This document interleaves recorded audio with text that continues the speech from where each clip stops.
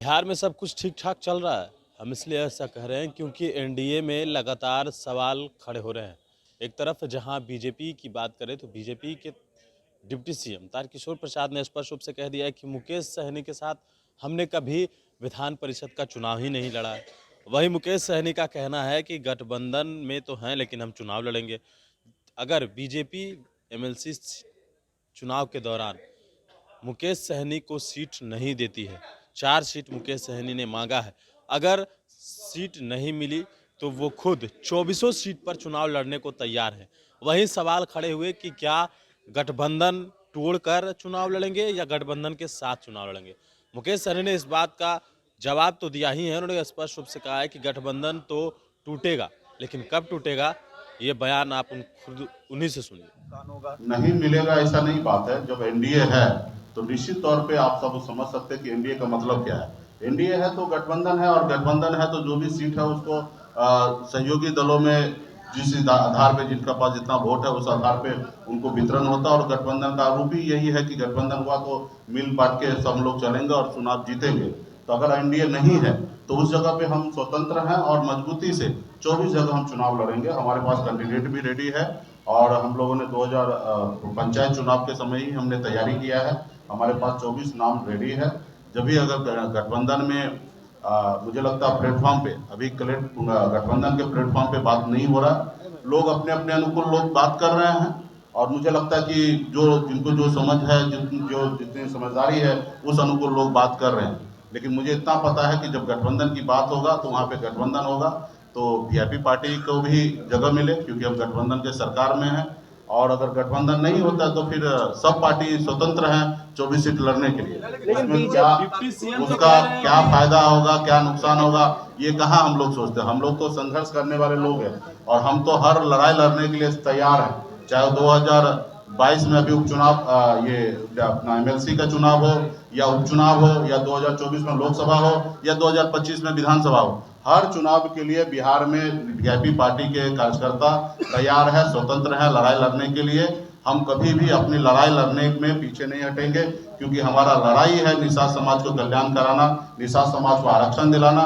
इसके लिए हम बिहार में लड़ाई लड़ रहे हैं। अभी हम उत्तर प्रदेश में लड़ाई लड़ रहे हैं। उत्तर प्रदेश में भी 165 सीट पे चुनाव लड़ रहे हैं। हम अपने जनाधार वहां पे बना रहे हैं। 11 मार्च को झारखंड में भी पार्टी लॉन्च होगा। जुब्बा सहनी का शहादत दिवस हम झारखंड में इस साल मनाने के लिए जा रहे हैं 11 मार्च को, और पार्टी लॉन्च होगा। पार्टी संगठन पहले से ही काम वहाँ पे झारखंड में कर रहा है, लेकिन एक सिस्टमेटिक तरीके से हम लोग पार्टी लॉन्च करके कार्यालय का ओपन करके प्रभारी नियुक्त करके और कुछ टीम लगा के झारखंड में भी 2024 की तैयारी हम लोग करेंगे। तो हमारा मार्च के बाद हम बिहार, उत्तर प्रदेश, झारखंड में लोकसभा तैयारी पे लग जाएंगे। तकरीबन 150 लोकसभा सीट का तैयारी पे हम लगेंगे। डिप्टी सीएम कह रहे हैं कि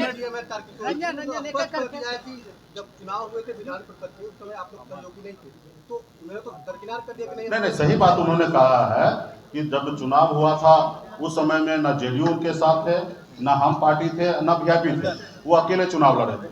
तो शायद इस बार भी उनको अकेले लड़ने का मन होगा, क्योंकि हमारी पार्टी तो 2018 में बना, चुनाव 2015 में ही हुआ।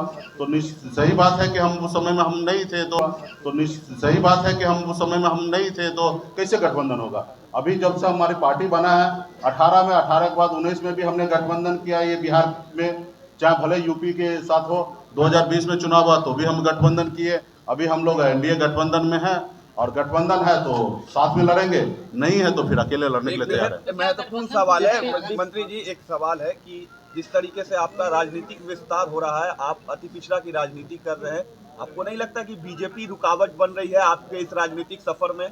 नहीं, देखिए, ये मैं आपको कह दूं कि भारत में कोई भी ऐसे पॉलिटिकल पार्टी नहीं है जो चाहेगा कि वीआईपी आगे बढ़े। ये वीआईपी के कार्यकर्ता का दायित्व है, वीआईपी को जो चला रहे हैं उनका दायित्व है कि पार्टी आगे बढ़ाना है। कोई भी पार्टी, चाहे वो बीजेपी हो, जेडीयू हो, या कांग्रेस हो, या आरजेडी हो, कोई भी पार्टी, वो तो हमें कहीं ना कहीं वो अपना विरोधी मानेंगे, या वो हमें समझेंगे कि ये कल डेवलप हो जाएगा तो मेरा वजूद कम हो जाएगा।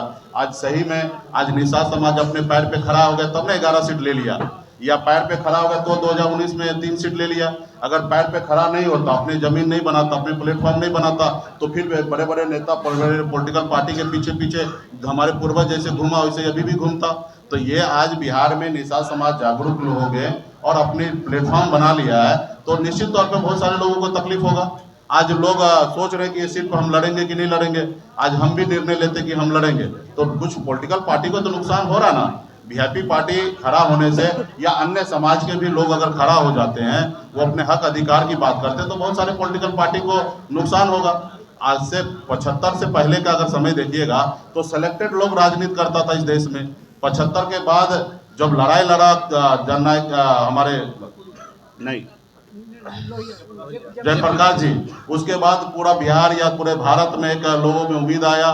फिर मंडल कमीशन के बाद या लालू जी के समय हो या मुलायम सिंह की जो समय हो या नीतीश जी की समय हो, गरीबों पिछड़े को सुनने लगा, लोग उनके वहां तक अधिकार पहुंचाने लगा। तो निश्चित तौर पे जब समय आएगा, समाज में जब तक जागरूकता फैलेगा तो उसको लाभ मिलेगा, और जो लोग कुंडली मार के बैठे हैं इस सत्ता पावर में, उसको नुकसान होगा। तो इसलिए हम लोग लड़ाई लड़ेंगे तो बहुत सारे लोगों को नुकसान होगा, और वो बहुत सारे लोग चाहेंगे कि वीआईपी पार्टी खत्म कर दे, लेकिन वीआईपी पार्टी अपने विजन को लेकर, अपने हक अधिकार को लेकर हमेशा हम लोग संघर्ष करते रहेंगे। आपको लगता है कि राष्ट्रीय पार्टी जो नहीं चाहती कि ये क्षेत्रीय पार्टी जो है? नहीं, सिर्फ राष्ट्रीय की बात नहीं है, मैंने यहाँ पे क्लियर कर दिया, सब पार्टी नहीं चाहेगा कि वीआईपी आगे बढ़े।